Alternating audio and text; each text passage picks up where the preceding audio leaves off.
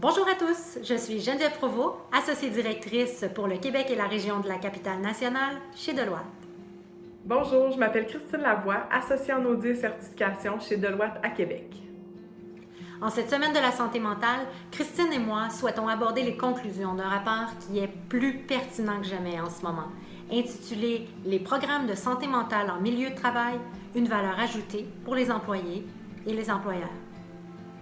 Dans un monde où tout va vite, on aime résoudre des problèmes concrets avec des solutions dont les résultats sont tangibles et immédiats. Dans ce contexte, les organisations risquent de laisser la question de la santé mentale de côté, parce que c'est un sujet sensible, complexe et que les retombées des actions se mesurent sur le long terme. Pourtant, le constat est implacable. Si comme moi, vous aimez les statistiques, en voici deux plutôt intéressantes. 500 000 Canadiens s'absentent du travail à chaque semaine pour des raisons de santé mentale. Ceci représente 3 employés sur 100. Les coûts directs pour notre société sont évalués à 50 milliards de dollars annuellement, auxquels s'ajoutent 6 milliards de coûts indirects. C'est donc dans ce contexte que Deloitte s'est penché sur la question. Quel est le rendement du capital investi dans les programmes de santé mentale en milieu de travail? Et la réponse est claire. C'est un investissement plutôt qu'un coût. Mais cela prend un peu de temps, au moins 3 ans, et une attitude proactive. Mais les retombées sont positives. Selon notre étude, le rendement du capital investi annuel médian est de 1,62 $ pour chaque dollar investi au cours des 3 dernières années et de 2,68 $ pour chaque dollar investi depuis leur année de référence respective. Le rendement sur le capital investi annuel le plus élevé observé est de 5 $ pour chaque dollar investi. Les avantages directs se mesurent par la baisse des coûts liés à l'absentéisme et au présentéisme, et sans oublier l'impact positif sur les régimes d'assurance. À cela s'ajoutent plusieurs avantages indirects.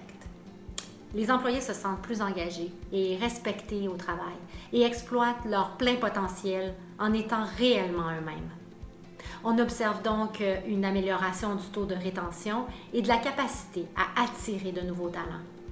Une fois les programmes en place, l'énergie des talents est mieux utilisée. Mais par où commencer? Notre étude propose une feuille de route qui invite les organisations à se concentrer sur 4 domaines prioritaires. Premièrement, investir dans des programmes proactifs qui appuient les employés dans toutes les sphères de la santé mentale, depuis la promotion du bien-être jusqu'à l'intervention et les soins. Deuxièmement, privilégier des investissements qui ont une incidence élevée à moyen et à long terme. Troisièmement, effectuer des suivis des indicateurs de rendement clés qui démontrent la pertinence de mettre en place les bons outils pour appuyer la santé mentale en milieu de travail. Et finalement, utiliser l'analytique de données pour suivre les retombées et ajuster le programme de façon à accroître le taux de participation et à améliorer le processus décisionnel. La santé mentale en entreprise est un sujet sensible. Elle nous confronte à notre propre fragilité et à notre responsabilité vis-à-vis de notre santé, de celle de nos proches et celle de nos collègues. Nous devons abolir la stigmatisation pour agir collectivement de façon proactive et volontaire au bénéfice de tous. Pour conclure, nous ne pouvons pas passer sous silence la période sans précédent que nous vivons présentement.